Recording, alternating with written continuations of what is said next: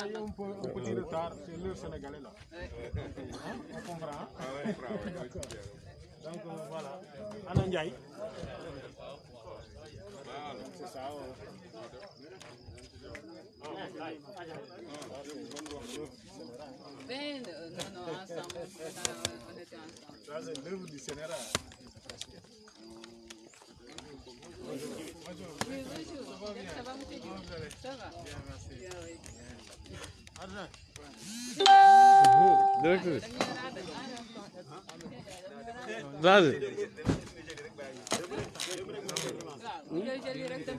ñoom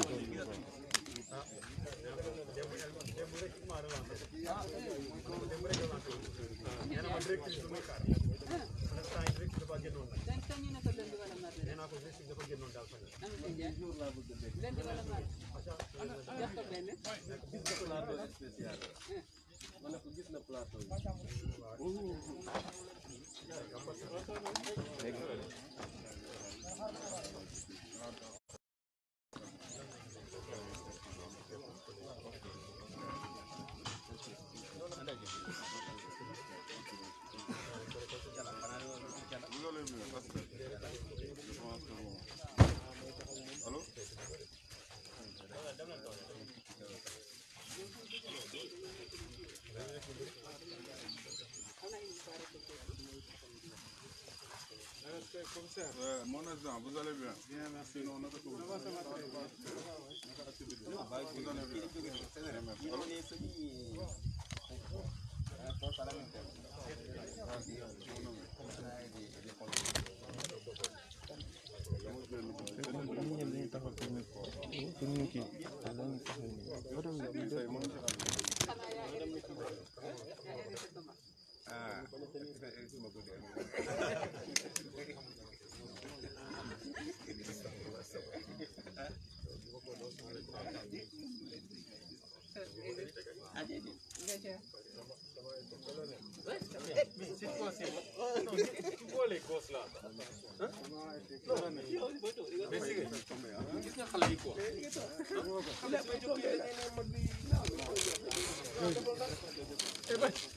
yaay na nga mu ça va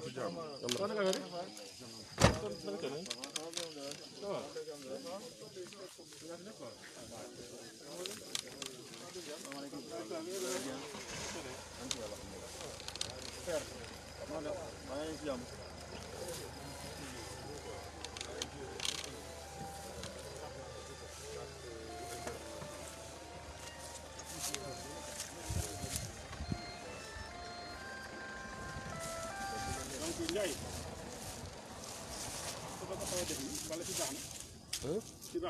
ah non yow yaay kii rek organiser sa visite rek ñun dañ lay topp waaw. Peut-être waaw wane kii quoi toll. waaw non yow kay yow demal rek ñun moom waaw.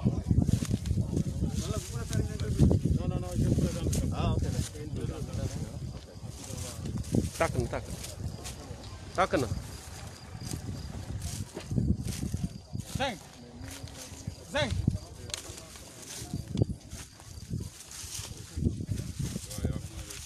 Donc, C'est ça de tout ça passe. ah oui, directrice. Asret. Ah bon, d'accord, oui. waaw acca dem leen yéen ñëpp ci ginnaaw.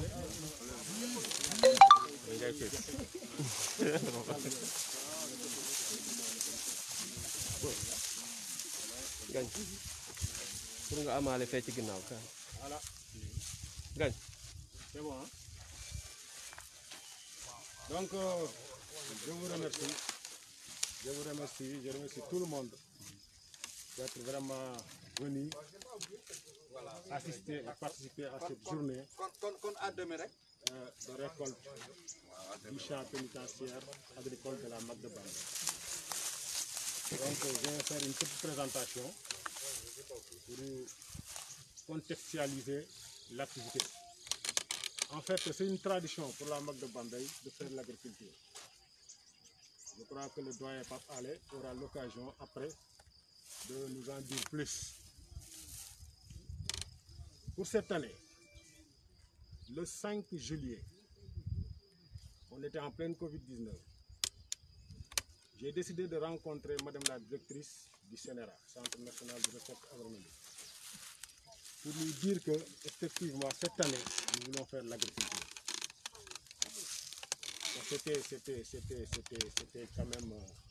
C'était quand même improvisé. Elle nous a reçus avec ses collaborateurs Ndong. À l'issue, on a discuté. Elle m'a fait part que ce partenariat existait toujours entre la MAC et le CNRA. Mais malheureusement, on était venu en retard et que les terres étaient déjà distribuées.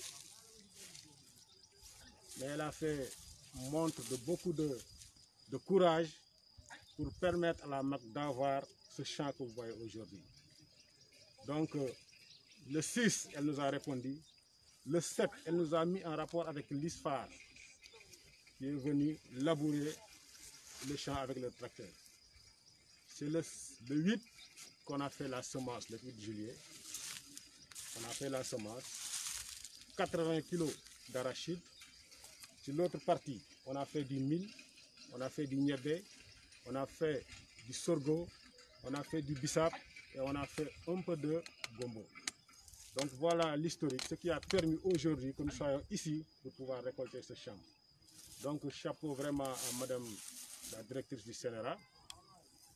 Chapeau à tout le personnel parce qu'il y avait une équipe chargée de la production, dont le surveillant chef Jean, Marindour, Ndiaïlo, mon adjoint au directeur qui était chargé de l'organisation de tout ce travail et de tout son personnel. Vraiment, je les remercie.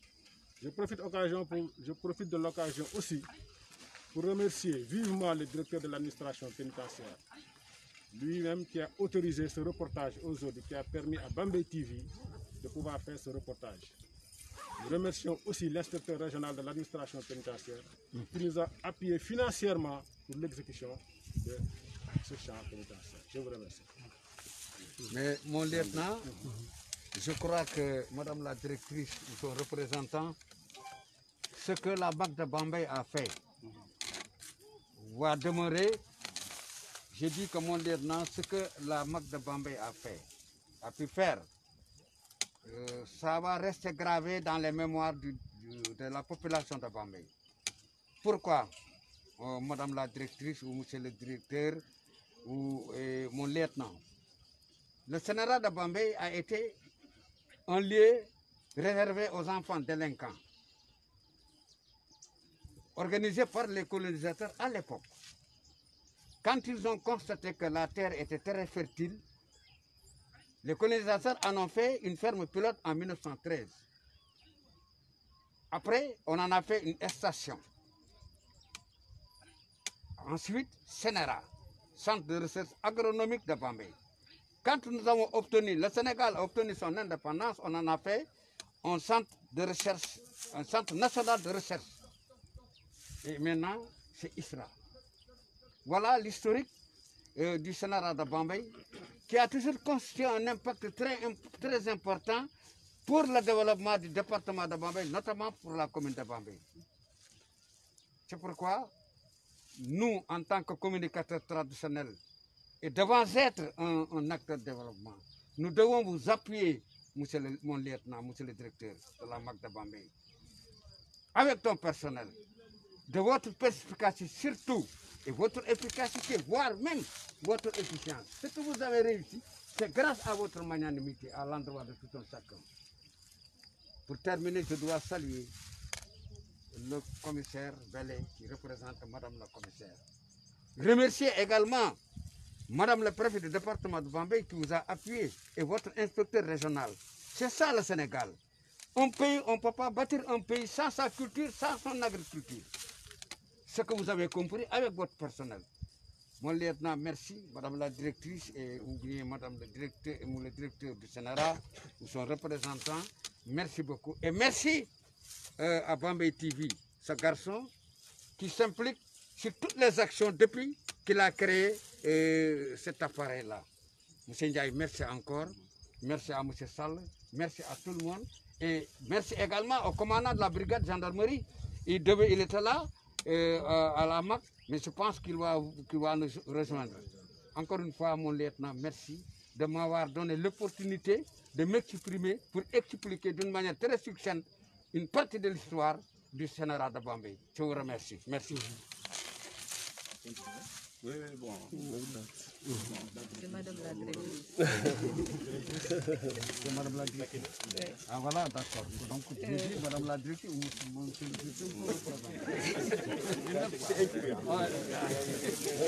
Merci beaucoup. Ben, voilà. Merci au directeur de la MAC, merci aussi au doyen. Et doyen, merci beaucoup vraiment pour cet historique du Sénérat. Voilà l'avantage d'avoir les communicateurs traditionnels. Et je commencerai par dire que le partenariat entre le Sénérat et la MAC de Bambey date de très longtemps, comme l'a dit le directeur. Et ce partenariat donc ne se limite pas uniquement à donner des terres, mais l'idée pour nous, c'est de les accompagner afin que ces détenus puissent produire une partie de leur alimentation. Et depuis un moment, nous sommes en train de réfléchir à des formations qui leur permettront de mieux d'avoir des compétences et ça va faciliter donc leur réinsertion quand ils sont libérés pour qu'ils qu'ils trouvent donc des activités facilement. Et nous, ce qu'on fait avec la MAC, une fois qu'on octroie ces terrains, donc techniquement nous les accompagnons parce qu'il faut une maîtrise des bonnes pratiques agricoles. Donc c'est l'idée du partenariat et que nous, ça fait partie de notre mission parce que nous travaillons avec les acteurs du développement dans le renforcement des capacités. Et ce partenariat, nous allons continuer. Donc il y a un point focal qui a été désigné et ils vont continuer la réflexion avec le gestionnaire donc, du centre. Et nous allons avoir des activités dans le futur, surtout sur la formation. Et moi, ce qui compte beaucoup pour moi, c'est les compétences que ces détenus vont vraiment acquérir lors de ces formations, mais aussi tout ce qu'ils pourront produire comme aliments et vraiment qui sera utile au niveau de la MAC de Bambey. Donc, je vous remercie. C'est très bien, madame la directrice, vraiment, c'est très bien. En tout cas, vous avez été la première directrice à accompagner la MAC de Bambey. Merci. Monsieur Sall, insertion. Bonjour à tout le monde. Vraiment, ça fait un immense plaisir pour moi d'être là. Et l'accueil qui m'a été réservé par le personnel. Et mes remerciements vont directement à l'endroit du chef de l'État, son Excellence le Président de la République Macky Sall. C'est ce qui justifie encore une fois ma présence ici. Et après cette visite, nous allons transmettre ce rapport à son Excellence le Président de la République. Vous savez que l'administration pénitentiaire va lancer en 2021 une campagne intitulée Campagne Challenge agricole au Sénégal pour les 37 établissements pénitentiaires. J'ai eu à discuter avec le directeur de l'administration pénitentiaire sur ça. Il m'a dit, je vais laisser à chaque directeur de faire ses preuves.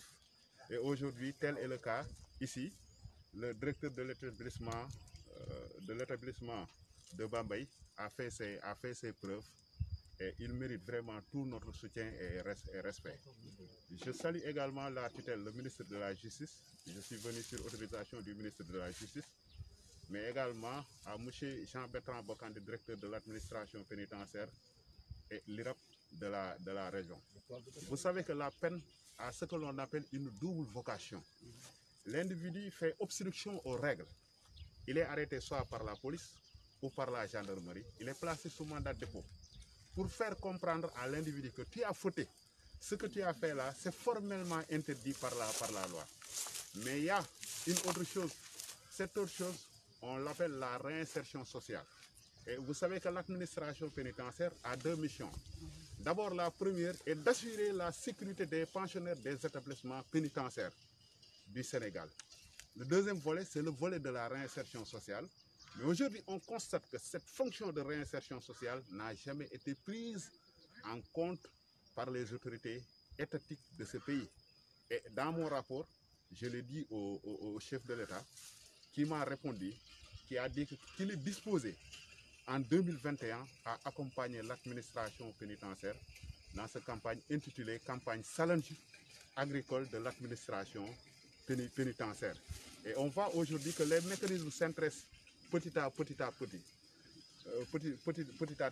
On constate également que la problématique des prisons doit être une problématique que tous les citoyens doivent prendre très au sérieux. On constate une criminalité grandissante dans ce pays. La police est en train de faire un travail remarquable, ainsi que la gendarmerie. Et on doit favoriser la réinsertion sociale pour lutter contre la criminalité grandissante dans ce pays. Vous savez que l'administration pénitentiaire prépare seulement l'individu, mais c'est la société et d'autres acteurs qui vont continuer le travail de la réinsertion sociale. Compte tenu des réalités de notre société, le rejet de la société, la stigmatisation, la désintégration de la famille, tout ça cause problème aux détenus pour se réinsérer dans la société.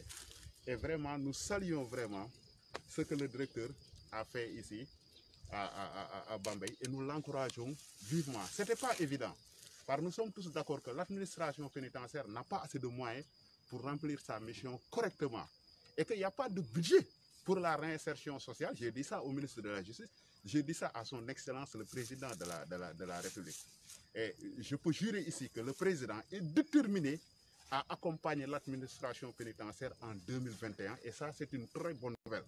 Vous êtes directeur d'un établissement, vous êtes tout nouveau, vous ne pouvez pas venir dire qu'il faut me donner de l'argent, je vais faire ceci, je vais faire cela. Il appartient à l'individu de faire ses preuves.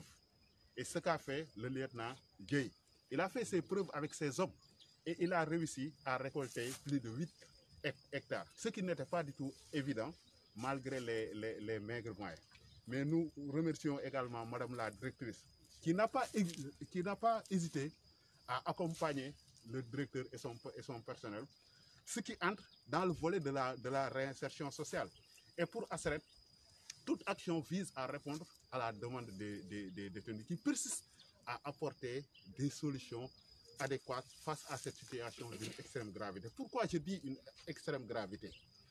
Parce que ces prisons sont remplies d'individus, de mineurs, de femmes, d'innocents, de coupables, d'innocents. Le pourquoi on dit en droit commun, sur 5 détenus, les 3 sont des innocents.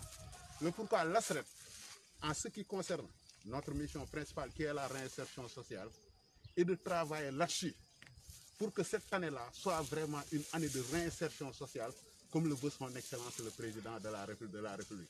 Et nous y travaillons jour et nuit. Et sincèrement parler, ce n'est pour de rien que j'ai quitté Dakar pour venir Bambey. Hier j'étais en émission à Walf TV, j'ai quitté là-bas à 2 h du matin, je n'ai pas fermé l'œil pour venir ici directement sur ordre du ministre de la Justice, pour venir constater de vue, de produire un rapport et de donner ça à son Excellence le Président de la République, qui s'intéresse sur les affaires des prisons. Lui-même l'a fait savoir au ministre Ismaïla Madior Fall. Et le pourquoi l'ASRED attire toujours son attention sur la problématique des prisons. Encore une fois, merci à l'État, merci à toute la presse.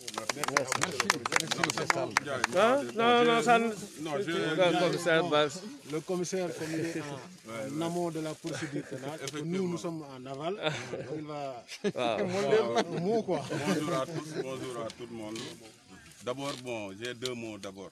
D'abord, félicitations et encouragement. Mon lieutenant, je pense que vous avez compris, comme l'a si bien rappelé le président de l'ASRED, la vocation de la peine. C'est-à-dire que la peine, ce n'est pas pour humilier la personne. Mais ce qui est plus important à mon niveau, c'est la préparation à la réinsertion. Et je pense que vous avez compris ça. J'ai l'habitude de traverser votre mur à travers une formule qui chaque matin m'inspire beaucoup. Vous avez dit soumettre les hommes par le châtiment, c'est peu de choses si on ne les rend pas honnêtes par le travail. Je pense que c'est ce que vous venez de matérialiser. Donc je tenais à vous réaffirmer les félicitations de la police et à vous encourager à continuer sur cette lancée. Comme je vous le dis, je le réitère, nous, police, on est en amont de la procédure, mais on suit aussi ce que vous faites. C'est-à-dire que cette réinsertion, c'est votre mission. Les détenus, c'est des individus qui sont momentanément en marge de la société. Donc il faut les réintégrer dans la société. Et pour les réintégrer, il faut les préparer, aussi bien psychologiquement et socialement. Je pense que cette action s'inscrit dans la préparation de ces détenus. Donc nous vous remercions encore une fois et nous vous encourageons à continuer sur cette lancée. Merci beaucoup. Merci, commissaire Vélez, c'est très bien. C'est bien dit. Et c'est très bien dit. Madame la directrice, encore une fois. Les champs là. Le premier inspecteur du Sénégal. Visite guidée. Visite guidée. Non, non. Le micro.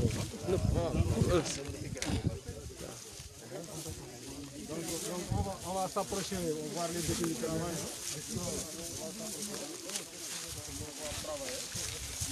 Wow.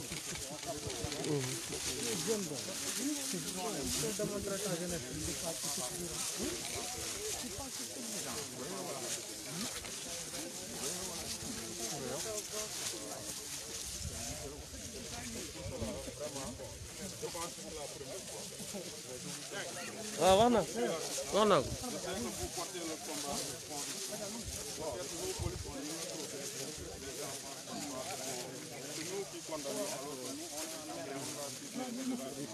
On fait juste une procédure de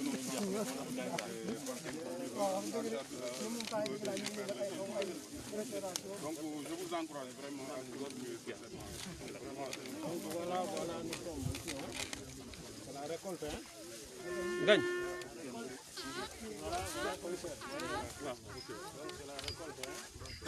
Gagne. Gagne. Ils sont en train de récolter. Ils sont là depuis 8 heures. Depuis 8 heures qu'ils ont commencé. Vraiment, il y a une vingtaine de détenus qui s'affairent dans ce temps. Vraiment, ils sont très braves. Wow. Ils sont en train de produire de l'arachide. Madame la directrice, vous voyez, comme ça.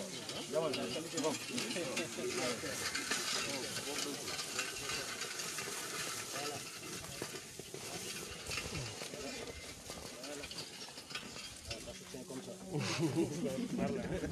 Donc voilà. Ça, on continue ça comme ça. Voilà.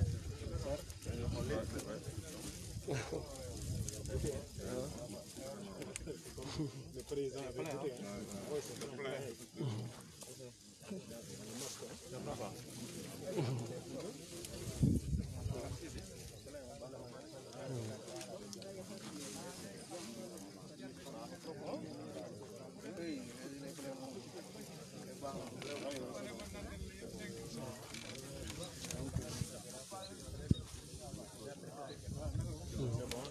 L'autre champ.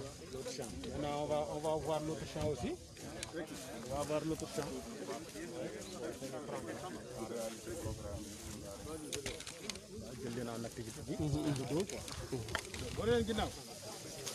Voilà, c'est bon. Voilà. Ils sont braves, hein. Braves détenus, hein. Ils sont en train de récolter.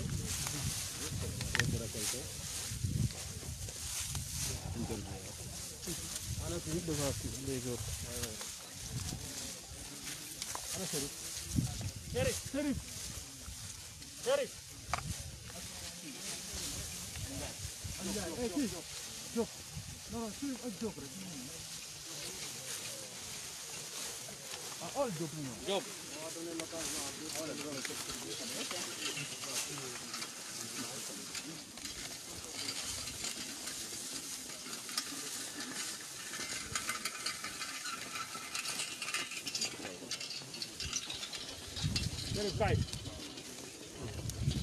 On lui pose la question. Attends,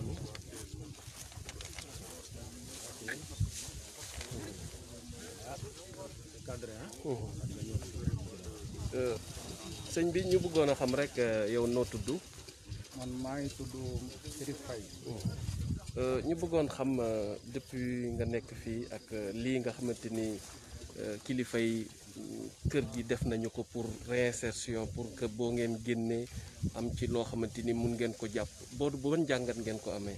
waaw bon ñu ngi leen di sant bu baax di leen gërëm di rafetlu seen teewaay di rafetlu teewaayu borom kër gi parce que tey jii yàlla teg nañu nattu ci kaw nattu boobu nangu nañ ko ci kaw nangu googu am na it beneen njariñ buñ ci fekk si parce que tey jii tool bi am naa yaakaar ne bi ñu fiy ñëw metti woon na trop taroon na waaye tey jii ñu wan ñu yoon ñu di ci dox ba fii kon ñu ngi ciy sant bu baax parce que it xam nañ ne lii luy doxal jamono la te it luy dimbali population la parce que tey jii li nga xamante bi defoon nañ ko ba tax ñu ñëw kaso bu ñu génnee amaana bu suñu xel demee ci tool bi rek dinañ bàyyi lool dem ci tool yi parce que ñun ñi kenn ku ci ne wàcc ngay tool te tey jii bu ñu xamoon ne njariñ bii mu ngi ci du ñu def lu ñu tax a ñëw kaso ñu ngi leen ciy sant bu baax nag di leen ci gërëm parce que boo dee xool équipe bi bari na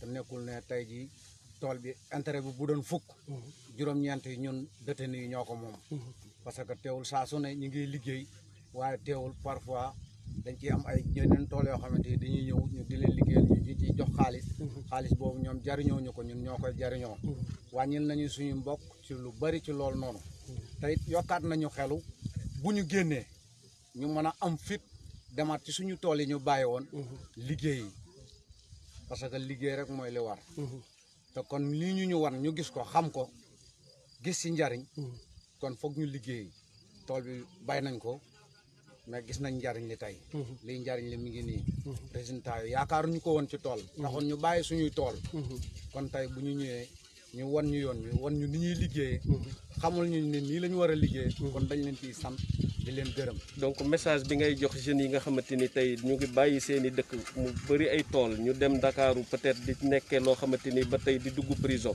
message bi nga leen bëgg a jox daal mooy nañu dellu si ci tool yi nañu xam ne tool mën nga ci nekk milliardaire mën nga ci millionnaire donc moo gën ngay def safaan. waaw parce que tey jii tool yi njariñ li bari na trop njariñul mbay moom ku ko dund rek mënoo koo xam waaye fale ka nga dund ko xam liy njariñu mbay parce que général tey ji biñ ñëwee ñu wan ñu yoon wi suñu directeur wan ñu yoon wi chef Ndiaye Lo ak chef Jean Marie Ndour ak Baye Ridial mi nga xam ne mooy suñu chauffeur di ñu indi chaque jour dañuy encouragé ci mbay mi dañu encouragé it pour ñu mën a liggéey ëllëg bu ñu génnee kon tey dañ leen ciy sant bu baax di leen ci gërëm man nag li may lancé sama moromu jeunes yi mooy kenn ku ci ne tool ya nga waccoon ba tax nga nekk Ndakaar wala ngay nekk ci leneen di ko dund nga dem dellu ci say tool bay ko te xam na mbay am na njariñ waaw loolu daal xam naa moom li mu wër te wër moom mooy buñ ko dundee dinañ gis résultat yi ñun nag bay nañ ba fii suñu résultat gis ngeen ko léegi nag li ñuy xaar mooy finition ba waaw yàgg nañ ci kaso bi mais métit luñu ko li tax ba métit luñu ko mooy ñoo def lu buur di bañ ba tax ñu indi ñu fi waaye bi ñu defee li buur di bañ ba tax ñu indi ñu fi tegaat nañ ñu ci weneen yoon woo xamante ni xame nañ ci loo xamante ni bu ëllëgee du ñu def la buur di bañ ba tax ñu jàpp ñu kon dañ leen ciy sant di leen di ñaan aussi formation yi gën a yokku ba nga xamante ni ginnaaw mbay mi di ngeen am yeneen ak yéen a ko moom ilma nee na ma bu ma ñëwee fii naa leen xamal ne détenu yi nga xam ne bëgg nañu bu ñu après bu prison bi jeexee par at bi dañu bëgg mu nekk atu réinsertion sociale xam nga àdduna ki ñu mën a jàppale mooy ki bëgg a wane ne man dama bëgg a changer mais am na ñoo xam ne tey boo leen sangoon defar leen bañ baax kaso mooy seen kër loolu mooy dëgg man def naa kaso comme yéen mais am na ñoo xam ne boo leen jàppalee tuuti rek si àdduna ñu dem donc nag message bi ki kam moom mooy ki manifester volonté ne man bëgg naa changer par àdduna boo duggee prison da ngay repentiru da nga def jëf ju ñaaw moo xam nga ne innocent moo xam nga nekk coupable mais da nga def moo tax ñu indi la prison boo ñëwee prison nga repentiru nga tuub li nga xam ne yow moo la indi woon prison par prison amul njëriñ man tëdd naa prison 2 ans 18 jours loo leen daj rek daj naa ko coono boo leen dund naa ko ba ma génnee 2015 si laa taxawal kuréel gii tey mu nekk kuréel gu ñëpp naw ci dëkk bi te détenu laa woon comme yéen dama bëgg à travers télé bi boo leen ma gisee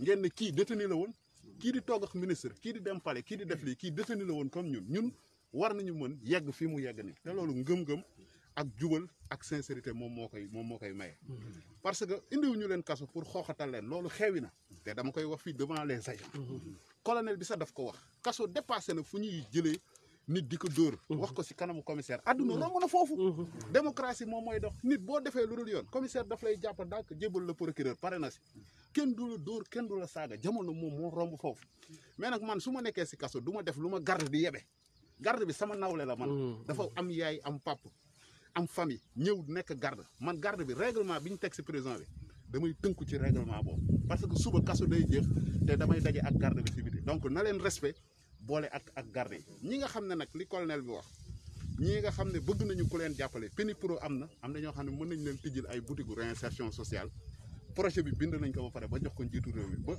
maanaam rafetlu na ko boutique yooyu am na comme boutique yi rek dañ la koy tijjil financé la bu dee produit bi par exemple 100 francs la ñu koy jaay ñun dañ la koy joxe fukki dërëm fayal la ñetti weeru location xam nga loolu lu baax la loolu lu concret la am na ñu ko defal Pape Ndiaye bu ino xam ngeen ko Pape Ndiaye këram jox nañ ko 350 000 mi ngi tabax mi ngi defar bu paree ñu tijjil ko après jëndal ko ay gaal télé laa taxaw di wax du ma raconter ay lu ñu may xeebe suba donc Pape Ndiaye ngeen xam moo tax ma jox leen exemple bi foofu donc képp koo xam ne bu kaso bi jeexee bëgg nga changer da ngay ñëw nga seet si asret ñu jël la yóbbu la ba si administration du caagino nag da ngay ñëw ñu làmb xaalis jox la ko nga dem déedéet projet la boo xam ne dañu koy bind en bonne et due forme nga ne man lii laa bëgg a def ñu jàppale la si loolu accompagner la si yor suñu bët nag di xool bu dee liñ la jàppale vraiment góorgóorlu ga ci dañ lay dolli rek parce que li ñu bëgg mooy ngeen retrouver seen dignité ngeen ñëwaat si société bi gisaat seen i jabar sonn nañ seen i yaay sonn nañ seen i mbokk daw nañu daw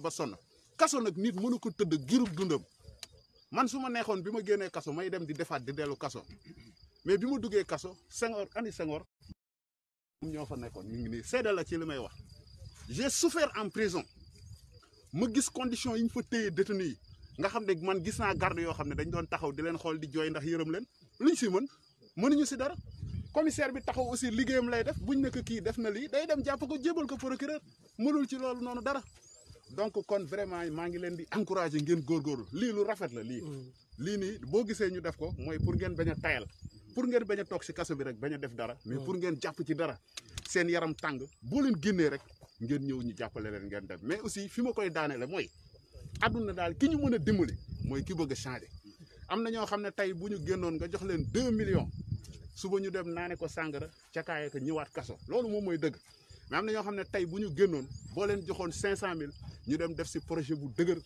ba suba ku leen gis jàppale leen te yéen ñii di samay frère ci loolu laa leen di woo ngeen respecté règlement bi ngeen fonk liggéey bi bés boo leen génnee ngeen ñëw ngeen seet si ñu jàppaleen ci li ñuy wax réinsertion loolu mooy problème bi réinsertion muy 2e mission administration pénitentiaire te ministre bi joxe na si ndigal yu leer colonel bi it fi ñu dem ci prison yi ñu visité yëpp man ak moom joxe na ndigal yu leer ak IRAP yëpp ne dañu bëgg at bii di ñëw 2021 mu nekk exclusif at boo xam ne du ñu waxati ay prison dañ naan réinsertion rek réinsertion mais du nekk nag luy yem si wax bépp détenu boo xam ne jàpp nañ la dañ lay fichier enregistré la bu at bi jeexee dañuy def bilan ñu ne nangamu détenu réinséré nañ leen demal xool Papa Ndiaye demal xool Mor Ndiaye demal xool diwu demal xool mu nekk loo xam ne du yem si ay wax mais dañ koy làmb daj ko parce que dañ dépassé ay jamonoy wax jamonoy jëf lañ toll Dakar laa jóge ñëw fii caaxaan indi wu fii donc dama bëggoon ñëw pour gisal sama bopp li nga xam ne ñi ngi ko doon wax depuis Dakar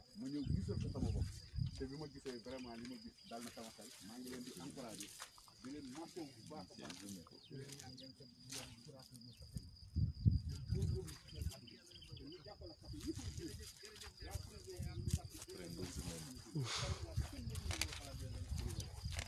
Khalifa Sall kenn mosu loon xalaat ne dañoo dem prison tey contexte bi ñu nekk nii kenn ku ne yàlla mën na leen nattoo bu ngeen colonel douane bi suma xarit bi suma mbokk la ku jàng nit ku baax wàllu saamil sama mbokk la sama ndigaay rek la Serigne Mansour moo ko ñaanaloon ci la amee ñaari boobu yooyu bi mu demee ba amul doom dafa dem seeti Serigne Mansour ñaanal ko ci la amee ñaari boobu yooyu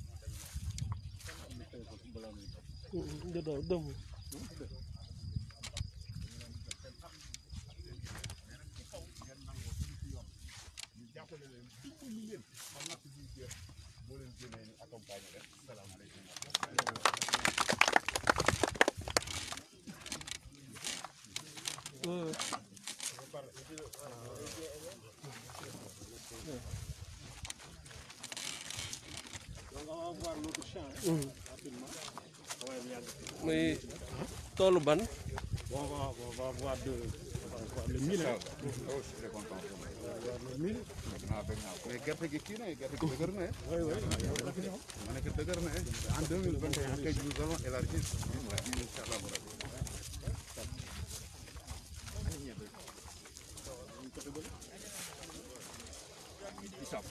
Donc, Ndiaye, voilà, tout autour, hein.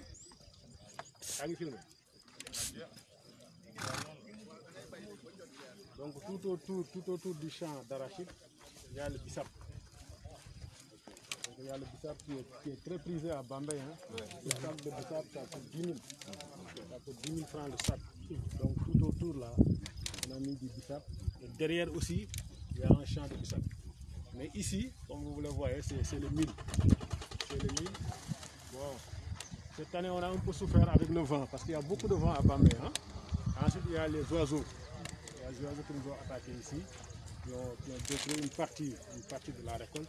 Mais quand même, on a pu sauver une partie qu'on a stockée là-bas. Et progressivement, ils continuent la récolte. Donc, vous pouvez prendre, ça c'est le mil. Ça c'est le mil. Si on progresse un peu, vous allez voir.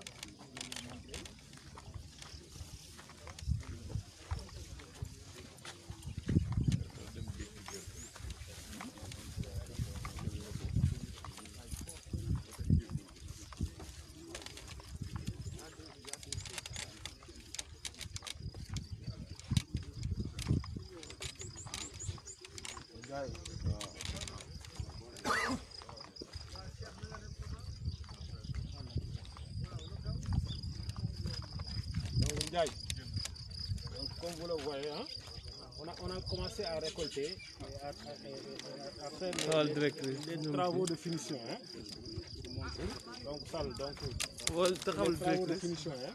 Progressivement qu'ils le font. À chaque fois qu'ils récoltent, il y a une équipe qui est chargée de faire les travaux de finition. Donc, ils ont pour l'instant fait 60 kg de fini. Ça, c'est le fini. Ça, c'est le mil. On n'a pas encore traité. Et maintenant, ça, c'est le mil. Et là, vous voyez, c'est le foin du niébé. Le foin, le ngogne là.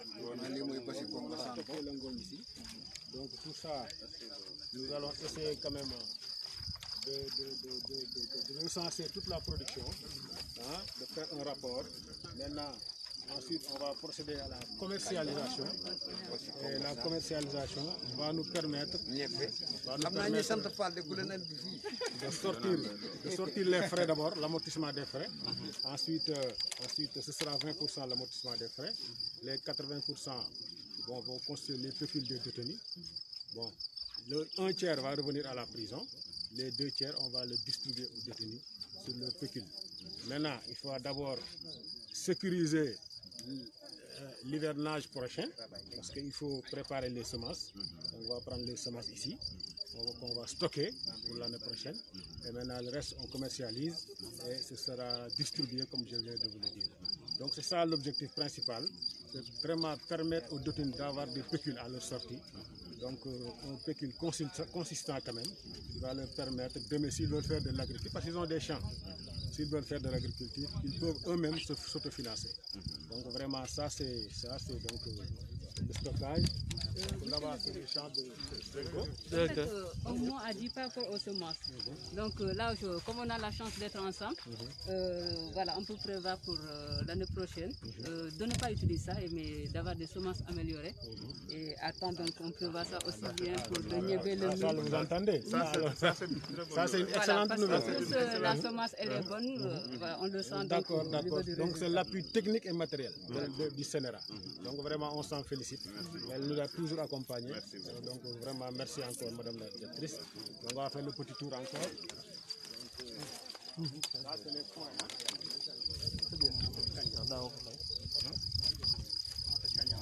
Donc ici, c'est le sorgho. On récolte progressivement. Hein. Donc, progressivement, on récolte. Vous voyez le bissap aussi, ça fait le tour. Mais on a un peu de gombo de l'autre côté, on peut aller voir. Hein. Il y a un peu de gombo. Donc c'est une récolte progressive. Hein. C'est une récolte progressive. À chaque fois que c'est mûr comme ça, ils viennent, ils coupent. Donc, ils vont faire le travail de finition. Voilà.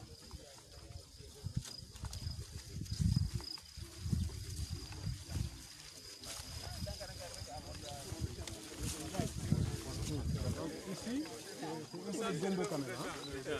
Ici, c'est le gombo. Ça permet d'améliorer le repas, comme il a dit. Hein? On a fait 4 récoltes de gombo. Hein. Donc ici, c'est le gombo, madame la directrice.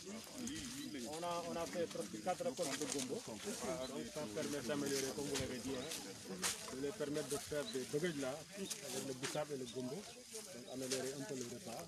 Donc on l'utilise pour ça. Quoi. Ça, c'est le kanjé. Très prisé aussi. À part le kanjé, je crois que nous avons du sorgho encore là-bas et du bissap de l'autre côté. Donc voilà, Où se limite exactement votre superficie? Bon, merci, bonne question. Bon, là, je vais revenir avec madame la directrice. Parce que d'habitude, le champ pénitentiaire, c'est ici, là où nous sommes, jusqu'aux arbres là-bas. La DLCEP me disait que c'est 10 hectares. La direction m'a dit que c'est 10 hectares, traditionnellement, c'est 10 hectares. Et on va revenir avec madame la directrice. Maintenant, comme on avait un retard, si je comprends bien, l'arachide,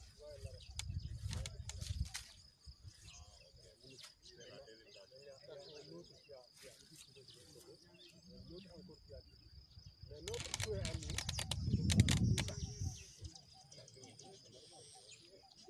10 hectares. Elle est là. Ça, c'est des options de la directrice.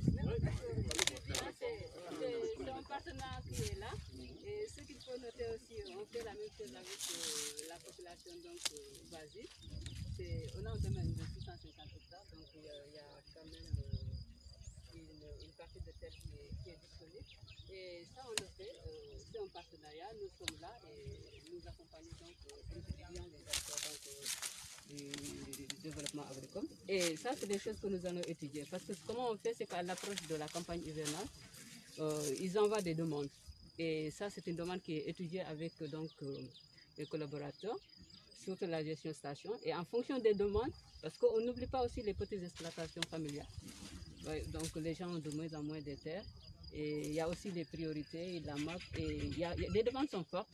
Mais voilà, c'est un partenariat, donc si c'est géré à temps, voilà. Mais la demande est forte, mais c'est important de mettre en première ligne l'administration pénitentiaire.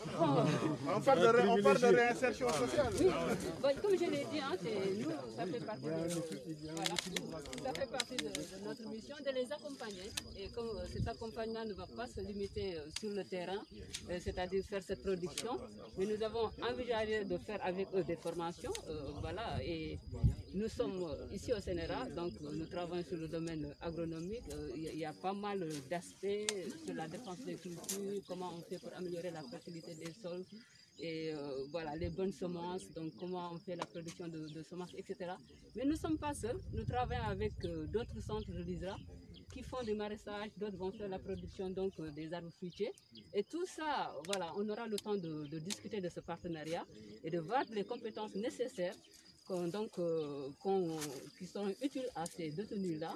Et l'idée pour nous, c'est d'être là, mais aussi de les accompagner et au sortir du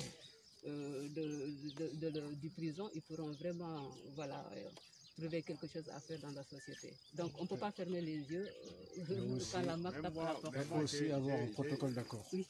J'ai dit au ministre que le but c'est de faire travailler le maximum de détenus.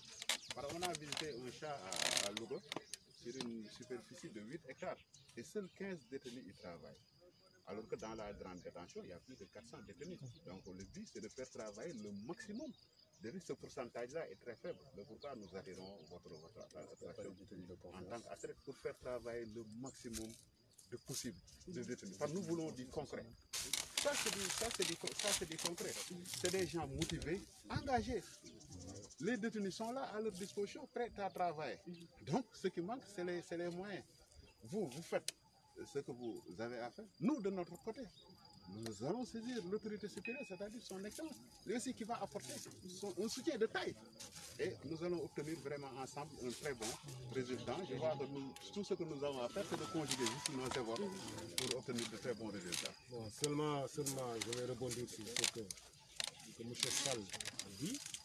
Donc en fait, nous avons des projets très ambitieux quand même. Nous avons des projets très ambitieux. Donc ça, on l'a pris en urgence. En urgence qu'on l'a fait, bon, je l'ai dit à l'entente de mes propos. tout ça est fait entre le 5, le 6 et le 7 juillet.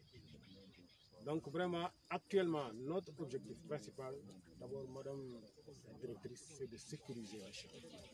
Parce qu'il y a un problème de sécurité dans les champs. Ça, je vais lancer un appel pour tous les producteurs. Est-ce qu'il y avait ça l'année précédente? Donc, on est resté 2 ans sans culture.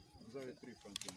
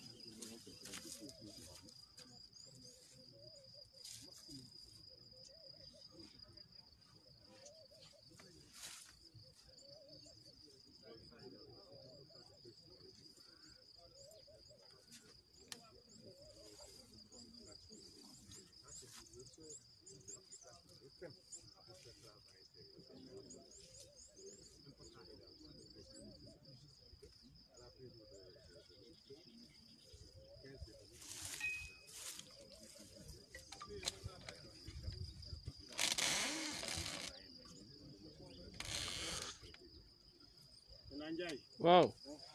Ok, la visite après ngeen waxtaan seen waxtaanu technique.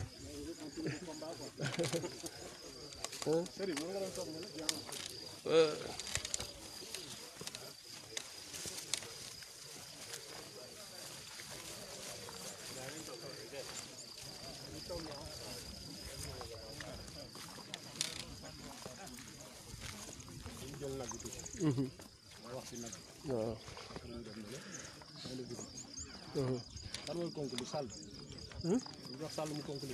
Non, non, ça va, Sall a bien expliqué.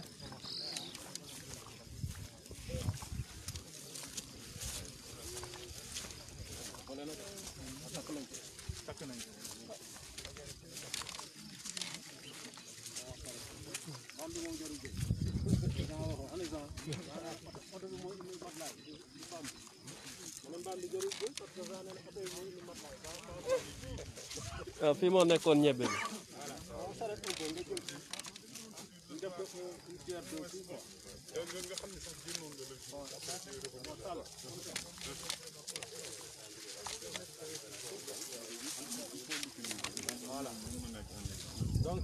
Donc l'avantage, hein, l'avantage,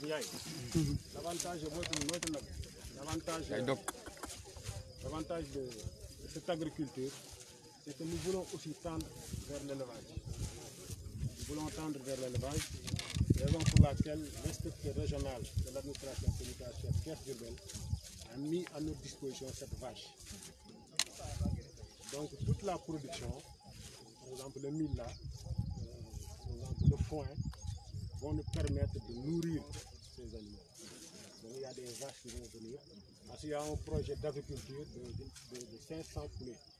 On va faire une agriculture d'une capacité de 500 poulets, plus l'embouche bovine. Vraiment, après l'agriculture, automatiquement, ce sera l'élevage. Bon, l'élevage sera financé effectivement par l'inspecteur régional de l'administration pénitentiaire qui a donné son feu vert. Donc, très prochainement, on va recevoir les bœufs pour faire cet enclos-là. Donc la vache, elle est là. À chaque fois que les détenus viennent dans les champs, ils amènent en même temps la vache.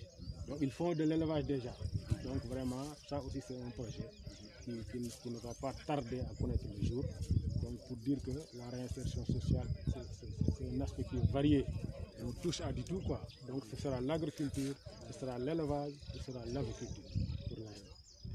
Je rappelle qu'une commande a été faite par le directeur de l'administration pénitentiaire pour vous annoncer la bonne nouvelle en ce qui concerne nag yi ngay wax def nañu commande bi pour nagu Hollande yi nga xam ne dañuy produire 30 litres de lait. Mon personnellement le DAP va aller plus loin que les rafets. D'accord. Donc di ngeen am ci nag yooyu Donc noonu. on l'attend le plus ferme. D'accord, ça c'est une très bonne nouvelle. Merci. Donc on va voir le bissap et terminer. Hein.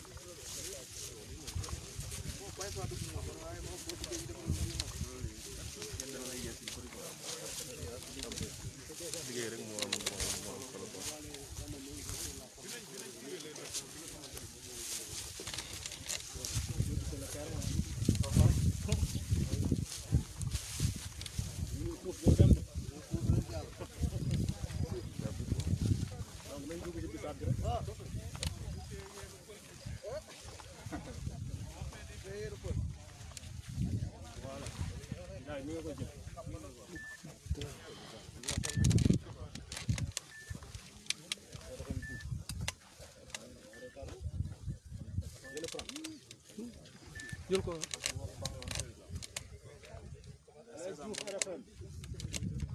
On a presque fini. Ah, mais bon, vous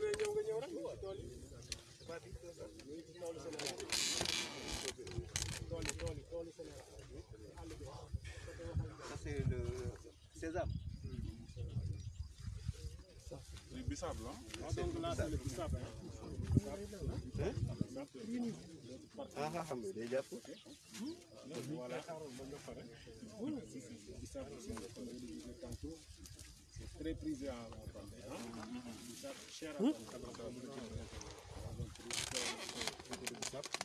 histoire d'expérimenter, de voir ce que ça va donner, quel sera le rendement, mais quand même destiné à la commercialisation pour prévoir quelques pécules, du pécule pour les détenus quand même. Donc c'est l'objectif principal. Donc c'est pourquoi on a fait cette variation. Il y a de mil, l'arachide, le niébé, le bissap, un peu de gombo. Donc vraiment c'est ça quoi, madame la directrice. Donc on a ajouté un peu de bissap. Et je rappelle que c'est le CNRA qui nous a donné les semences aussi. Encore une fois, nous les remercions vivement, solennellement, de leur appui. C'est un appui vraiment utile. Dans l'agriculture, c'est un chapeau. C'est ce que j'avais à dire. En tout cas, moi je pense que ça, il faudra montrer ça. Quoi. Parce que ce pays a besoin de ça, de quelque chose de concret. C'est-à-dire on a beau théoriser dans ce pays, mais ce dont on a besoin, c'est quelque chose de palpable. Et là, je pense que vous montrez même l'exemple. Parce que moi, en venant, je pensais que vous faisiez simplement avec de l'agriculture. Mais j'ai constaté que vous faites de l'élevage. En même temps, vous avez des projets d'aviculture. Donc, je pense que là, bon, M. Sall, je pense que vous serez notre interprète. Bon, là, je vais me mettre en quelque sorte du côté de l'administration pénitentiaire pour accompagner en réalité ce projet et aussi les renforcer en termes de moyens. Parce qu'ils en ont besoin. Ils travaillent comme nous dans des conditions parfois difficiles. Et ça, nous le savons aussi. Donc, mon lieutenant, encore une fois, je vous réitère mes félicitations. Merci. Là, je pense que même nous, police, on va s'inspirer de ce projet. Pourquoi pas, nous, à notre niveau aussi, organiser des coopératives. Parce qu'aujourd'hui, il y a un retour vers l'agriculture qui est indispensable pour le développement de ce pays. Donc, encore une fois, nos remerciements côté police. Et nous vous encourageons à vulgariser ce projet pour que tous les 37 établissements pénitentiaires puissent en bénéficier. Je vous remercie encore. Merci beaucoup.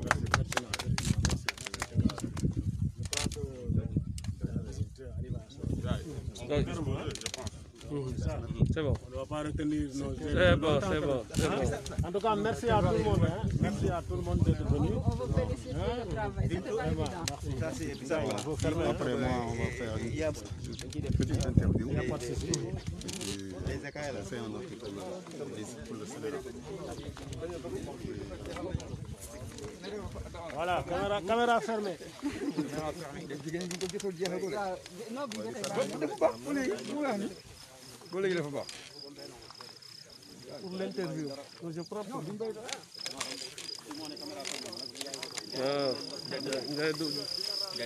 jusqu'au bout rek.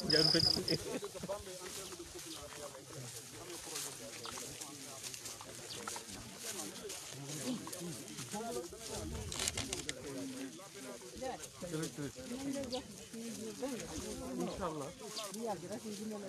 D'accord.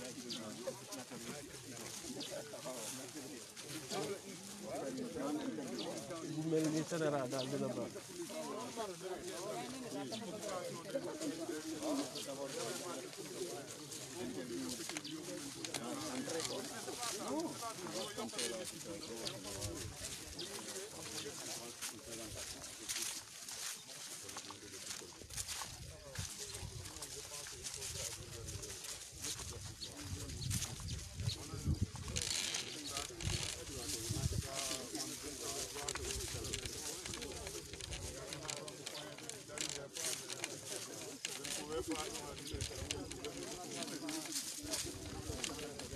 En tout cas, vraiment. d'un coup rek nañ fay rek.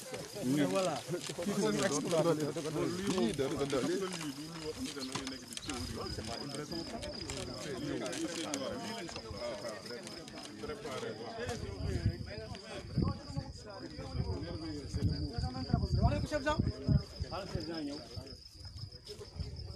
mu ne day def interview.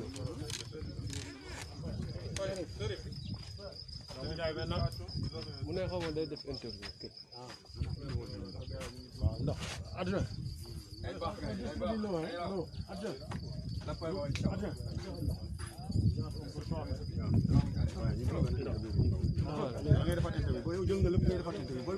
déet yow laay dimbale jëlal la image ma jëlal wala bëggoo ma jëlal la image. yow def noonu la yow sama gaan nga. maa ngi wax directrice sa plateau yi. ah d'accord. temps yi moom plateau yi neex moom def.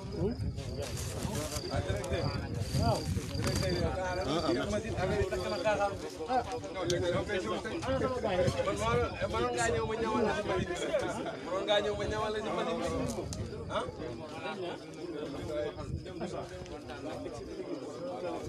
dañu bëgg a dagg jële yi quoi jële bi daal la.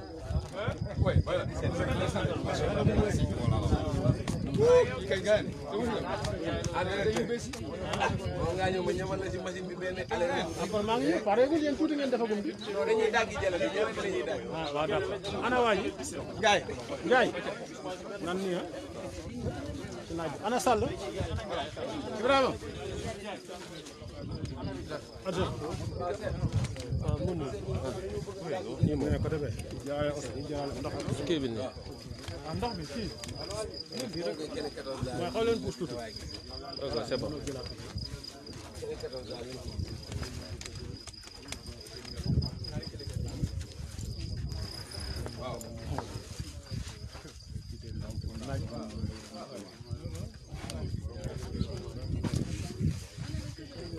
man leer na.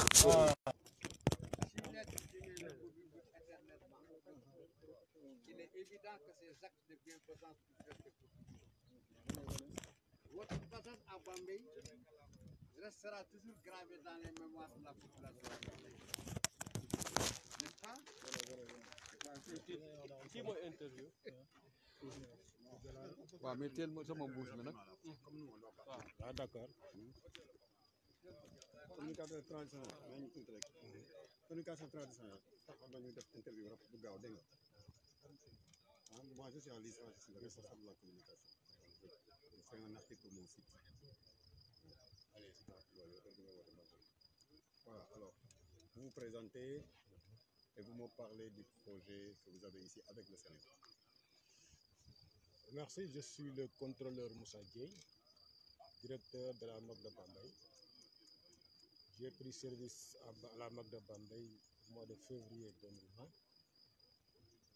Donc, on a entamé notre projet d'agriculture avec le Sénéra au mois de juillet, plus précisément le 5 juillet 2020. L'agriculture à la MAC de Bambey, c'est une tradition. C'est une tradition, on l'a toujours fait. Bon, malheureusement, il y a quelque temps, il y a une rupture, il y a une interruption due à des aléas de sécurité. Donc, quand je suis venu, avec l'appui d'abord du directeur de l'administration pénitentiaire, qui a mis à notre disposition ce véhicule que vous voyez derrière moi, l'indupriseur tout neuf, qui nous permettait de pouvoir déplacer les détenus et les agents d'escorte avec aisance. Parce que sans cela, on ne peut pas faire de l'agriculture. Il faut d'abord la sécurité d'abord, ensuite la réinsertion. Donc quand j'ai rencontré Madame la directrice du Sénéra, c'est elle qui nous a octroyé ces terres, malgré l'urgence qu'il y avait. Donc c'est pourquoi nous avons pris ces terres-là. En réalité, nos terres, c'est devant. Donc nous espérons avoir les 10 hectares l'année prochaine. Donc elle nous a accompagnés sur les semences. Il y a un autre partenariat entre la MAC et le Sénéra qui consiste à un travail de désherbage des détenus même dans le centre du Sénéra. Donc ils ont fait la première phase, ils ont été payés, on les a distribués dans le pécule. Il y a une deuxième phase qui va se faire tout juste après la récolte de l'arachide. Donc c'est un partenariat gagnant-gagnant. Donc j'en profite pour vraiment féliciter et remercier encore une fois Madame la directrice du Sénat, qui ne ménage aucun effort pour la bonne marche du service, ne ménage aucun effort pour intégrer l'administration pénitentiaire, la MOC de Bambey, dans les projets d'agriculture. Alors, ici, vous avez quelle spéculation et pour combien d'hectares? Bon, au début, nous voulions 10 hectares. Avec ce retard que je vous ai parlé, on s'est retrouvé avec à peu près 5 à 6 hectares. Donc 2 hectares et demi, on a fait de l'arachide. Le reste, les 2 hectares et demi qui restent, on l'a distribué avec le mil, le sorgho, le niébé. Donc on a fait un peu de gombo aussi, quoi. Donc on espère avoir, bon, je ne sais pas, peut-être les techniciens vont le dire, on espère encore 2 tonnes, peut-être 1 tonne et demie d'arachide. Maintenant, il y aura aussi le foin qui est très prisé, comme vous voyez là-bas. On a déjà entassé le foin du niébé, donc ce sera ensuite le foin de l'arachide. Donc, on espère bon, avoir 1 million de plus. Alors aujourd'hui, c'est une expérience que vous avez démarrée cette année. Quelles sont les perspectives que vous avez? Bon, les perspectives d'abord, avec l'appui de la directrice du Sénéra, avec l'appui du directeur de l'administration pénitentiaire, via l'inspecteur régional de l'administration pénitentiaire, ce que nous voulons, c'est clôturer les 17 hectares, faire des puits et faire du maraîchage. Ça, nous voulons vraiment le faire. Maintenant, la faisabilité va dépendre des études de projet avec le Sénéra. Mais vraiment, je ne veux pas qu'il y ait interruption après l'agriculture, qu'on n'ait plus rien à faire. Non, après l'agriculture, nous voulons vraiment faire du maraîchage, ici même dans ce même champ, ensuite faire de l'aviculture et de l'embauche publique. C'est ça les perspectives. Merci. C'est moi qui vous remercie. Mais mon lieutenant, encore une fois, le communicateur traditionnel qui doit non seulement vous accompagner et vous appuyer de toute sa force, doit être un bon vecteur de développement. C'est-à-dire ce que nous avons constaté aujourd'hui, notamment le mil, l'arachide, le gombo, les niébé, tout ceci, avec votre personnel et les détenus, véritablement constitue un impact très important pour la direction de l'administration pénitentiaire. En tout cas, nous ne manquerons pas, et ça vous le savez quand je vous le dis, nous ne manquerons pas de rendre fidèlement compte à monsieur le directeur de l'administration pénitentiaire. Nous sommes des intellectuels et nous savons écrire. Et nous savons ce que nous devons écrire, mon lieutenant.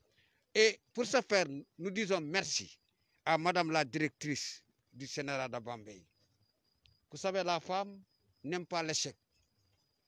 La femme, en tant que telle, constitue un impact important dans le domaine de la société, traditionnelle ou moderne. C'est pourquoi, madame la directrice, encore une fois, nous réitérons notre total soutien, nos remerciements et nos encouragements, et pour vous dire également que nous ne manquerons pas de collaborer avec vous si vous le désirez. Encore une fois, merci à l'ensemble du personnel de la MOC de Bambey. Merci à monsieur le commissaire Vélé, qui n'a pas manqué de dire quelques mots, des mots très importants à l'endroit de ce que vous avez fait. Encore une fois, mon lieutenant Moussa Dieye, merci encore. Qu'Allah vous protège avec votre personnel et bon vent. Merci.